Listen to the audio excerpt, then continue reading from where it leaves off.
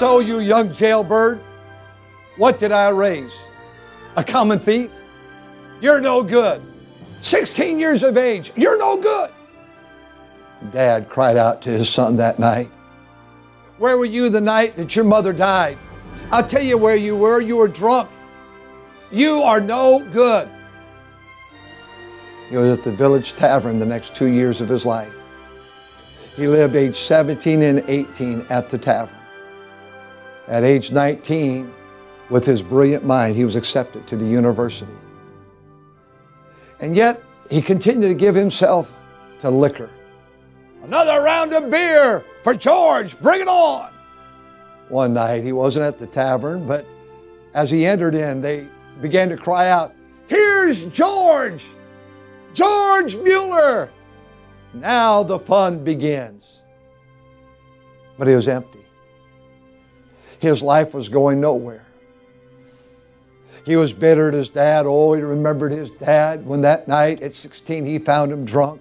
He beat him. Oh, he was angry at father. He was angry at God. His mother died when he was young. He was mad at life. But that night, God saved his sorry soul. That night, George Muller, the great missionary, the man that began orphanages that fed 3,000 students a day, that night, he said, "God, tonight, I'm yours." That night he got saved. Yes, he did get saved, but he went a step further. He took his hands off his life. He said, "Dear God, I'll do anything. I'll be anything. What you want me to be, I'm sold out to thee." He had a motto in life. He would not ask anyone for money. He had 3,000 students to feed and to educate and to house, but he never sent a letter. He never asked anyone. He believed in prayer. And every day of his life, he'd say, "Now, Lord, I have students to feed today. Please send in the food." One day there was no food, there was no bread, there was nothing for these children. And they would pray and say, "God, I have these students." Came mealtime. He says, "Come on in, students." But they smelled no food. They sat at their table. They thanked God for the food.